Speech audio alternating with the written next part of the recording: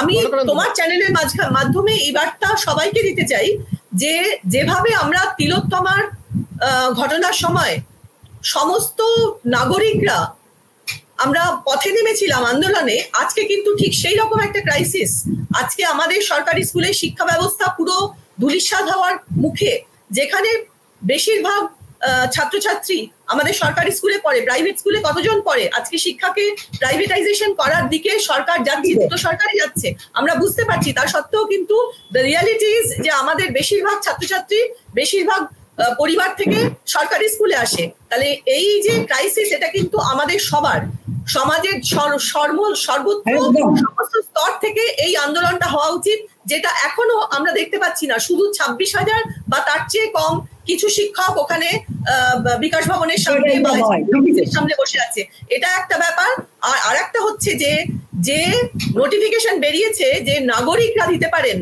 একজন ক্যান্ডিডেট যখন চাকরি পাওয়ার জন্য তিনি ঘুষ দেন, তখন কি তার নাগরিকত্ব থাকে? তার নাগরিকত্ব কি বৈধ?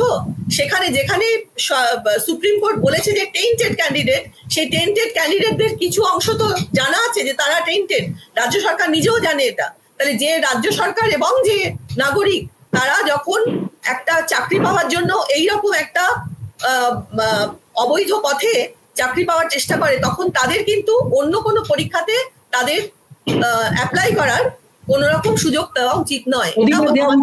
আন্দোলনের মধ্যে এটা সমস্ত, যেটা বিশ্বজিৎবাবু ঠিকই বলেছেন যে এটা শুধু আজকে শিক্ষক নিয়োগ প্রক্রিয়া নয়, সমস্ত জায়গায় হবে, এবং এটা একটা উদাহরণস্বরূপ সমস্ত জায়গায় মানুষ দেখছে।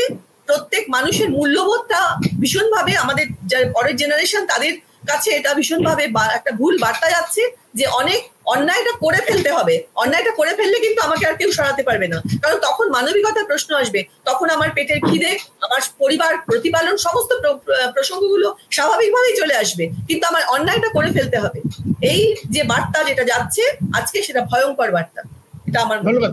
ধন্যবাদ। এই কথাটা আমরা গোড়ার থেকে বারবার বলে আসছি, যেটা চন্দনবাবু বললেন, নির্দিষ্ট করে একটা করিজেন্ডাম প্রকাশ করে বলা উচিত।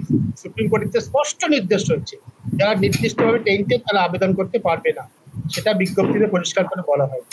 আর আরো বড় কথা, তুমি যেটা বললে সেটাই তো আমরা বারবার বলে আসছি, গোটা সমাজের সমস্যা। এটা 26,000 লোকের সমস্যা নয়, এটা 12 কোটি মানুষের সমস্যা, এটা প্রতিটা পশ্চিমবঙ্গ মানুষের সমস্যা।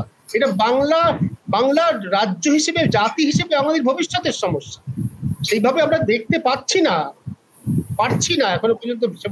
আমাদের দেখতে হবে, শিক্ষকদের, সাধারণ শিক্ষকদের, মানুষ, অভিভাবকদেরও দেখতে হবে, এই জায়গাটা যেতে হবে।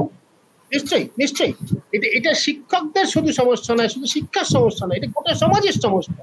আমাদের লজ্জা, জাতি হিসেবে আমরা লজ্জিত যে আমরা আমাদের শিক্ষা ব্যবস্থাকে এখানে নিয়ে এসেছি। শিক্ষা ছাড়া বাঙালির আর কি ছিল? কোনোদিন জমি জায়গা ছিল না, ব্যবসা বুদ্ধি ছিল না। গত 200-250 বছর ধরে শিক্ষার দ্বারাই তো বাঙালি প্রতিষ্ঠিত হয়েছে, সারা পৃথিবীতে প্রতিষ্ঠিত।